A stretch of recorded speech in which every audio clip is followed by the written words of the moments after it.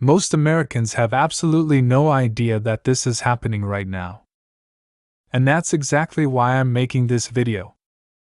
Welcome back to Financial Future. In just a few minutes, I'm going to break down some major announcements from the past few days that directly affect your money, your benefits, and your financial future. What's surprising is that hardly anyone is talking about this, and that's a problem, because the impact isn't short-term. This is something that's going to affect all of us well into 2026 and beyond. I'm recording this at the very end of December 2025, just days before the new year.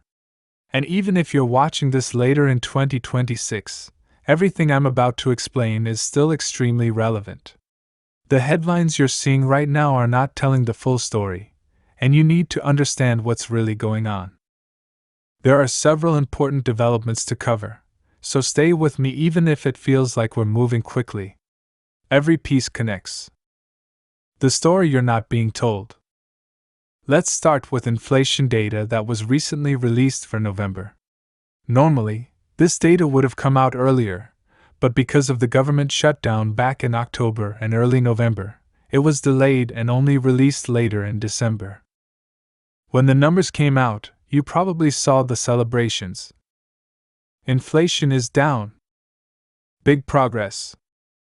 Only 2.7%. But here's the truth: that number is misleading. Inflation is actually higher than what's being reported. One of the largest components of inflation is housing and rent, which makes up roughly 1/3 of the entire inflation calculation. Because no shelter data was collected for October, instead of estimating or adjusting, they simply entered zero for that category. Yes, zero. That single move dramatically lowered the reported inflation number. Without that adjustment, inflation would likely be well above 3%, possibly higher. So inflation didn't really fall, the math was adjusted to make it look better. Jobs data is quietly falling apart. Next up, jobs. The November jobs report came in at 64,000 new jobs. That might sound okay until you dig deeper.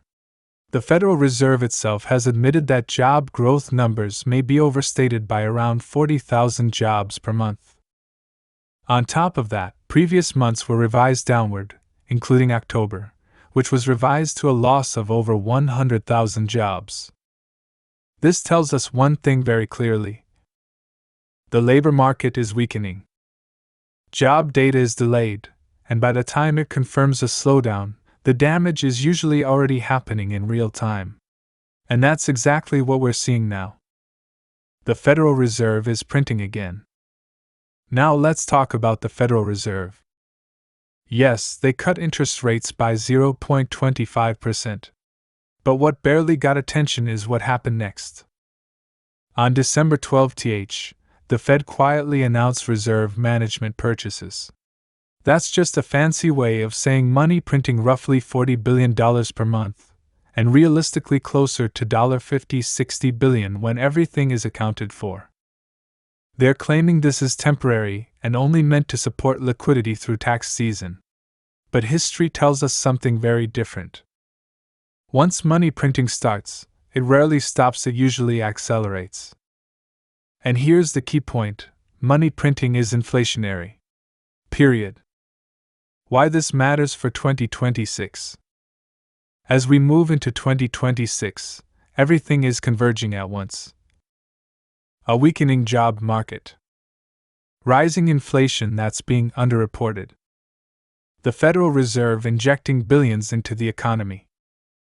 Tariff-related inflation pressures ahead. All of this leads to one major outcome. Your purchasing power is shrinking. Every month, your dollar buys less. The more money that's printed, the less your money is worth. We've seen this before.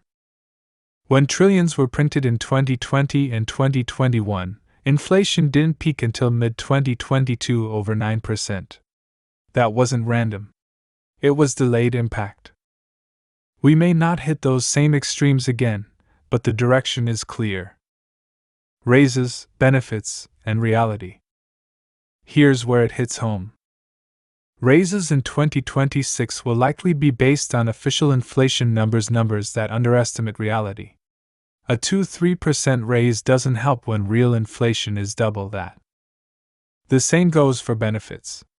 Cost of living adjustments simply aren't keeping up. When inflation is reported at 2.7%, real inflation is often closer to twice that. That gap means falling living standards even if it doesn't look dramatic all at once. Are we already in a recession? Some economists believe we may already be in a recession. The issue is that official confirmation usually comes months later, sometimes 6 months or more after it starts. If it feels like a recession to you, then for you, it is. Recessions don't hit everyone at the same time. They spread.